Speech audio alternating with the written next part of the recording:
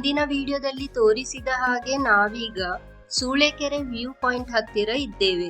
ಈ Sulekere view point ಹತ್ತಿರನೇ ಒಂದು ಟೆಂಪಲ್ ಇದೆ. ನೋಡ್ಲಿಕ್ಕೆ ತುಂಬಾನೇ ಚೆನ್ನಾಗಿ ಕಾಣಿಸ್ತಾ ಇದೆ.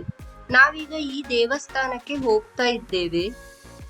ಇಲ್ಲಿ ರಥವನ್ನ ಇಟ್ಟಿದ್ದಾರೆ. ಭವಿಷ್ಯ ಜಾತ್ರೆ ಟೈಮಲ್ಲಿ ಇದೇ ರಥವನ್ನ ಎಳಿತಾರಂತ ಕಾಣಿಸ್ತದೆ. ಇಲ್ಲಿ ದೇವಸ್ಥಾನದ ತನಕ ಕಾರಲ್ಲಿಯೇ ಹೋಗಬಹುದು. ಆದ್ರೆ ನಾವು ಆಲ್ರೆಡಿ ಕೆಳಗೆ ವ್ಯೂ ಪಾಯಿಂಟ್ ಹತ್ರನೇ ಪಾರ್ಕ್ ಮಾಡಿದ ಕಾರಣ ನಡ್ಕೊಂಡೇ ಹೋಗ್ತಾ ಇದ್ದೇವೆ. ನಡೆದುಕೊಂಡು ಹೋಗುವಾಗ ಡೈರೆಕ್ಟ್ ಸ್ಟೆಪ್ ಅಲ್ಲಿ ಕೂಡ ದೇವಸ್ಥಾನಕ್ಕೆ ಹೋಗ್ಬೋದು. ಇಲ್ಲಿಂದ ನೋಡುವಾಗ ಸೀನರಿ ಅಂತೂ ಅದ್ಭುತವಾಗಿದೆ. ಈ ದೇವಸ್ಥಾನದ ಹಿಂದಿರುವ ಕಥೆ ಎಂದರೆ, ಹಿಂದೆ ಸ್ವರ್ಗಾವತಿಯ ದೊರೆ ವಿಕ್ರಮರಾಯನ ಮಗಳು ಶಾಂತವ್ವೆ ಸಿದ್ದೇಶ್ವರ ಎಂಬ ಯುವಕನೊಡನೆ ಗಂಧರ್ವ ವಿವಾಹವಾಗುತ್ತಾಳಂತೆ.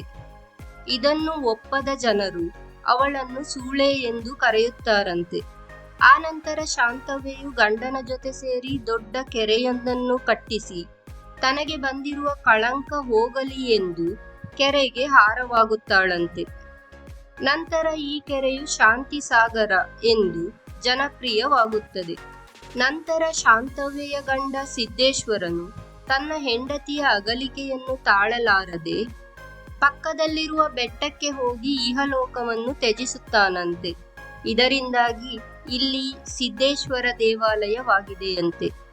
ಈ ದೇವಾಲಯವು ಹೊಯ್ಸಳ ಮತ್ತು ಕೆಳದಿ ವಾಸ್ತುಶಿಲ್ಪದ ಶೈಲಿಯಲ್ಲಿ ನಿರ್ಮಿಸಲಾಗಿದೆ ಮತ್ತು ದ್ರಾವಿಡ ಶೈಲಿಯ ಒರಟಾದ ಕಂಬಗಳ ಮುಖ ಮಂಟಪ ಹೊಂದಿರುವ ದುರ್ಗೆಯ ಗುಡಿ ಇದೆ.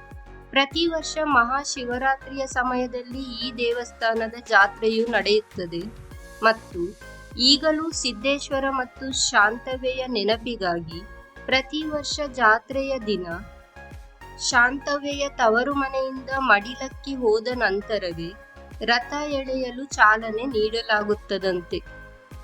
ನಾವು ದೇವರ ದರ್ಶನ ಮಾಡಿ ಇಲ್ಲಿನ ಸುಂದರ ದೃಶ್ಯಗಳನ್ನು ನೋಡುತ್ತಾ ನಮ್ಮ ಪ್ರಯಾಣವನ್ನು ಮುಂದುವರಿಸುತ್ತಿದ್ದೇವೆ.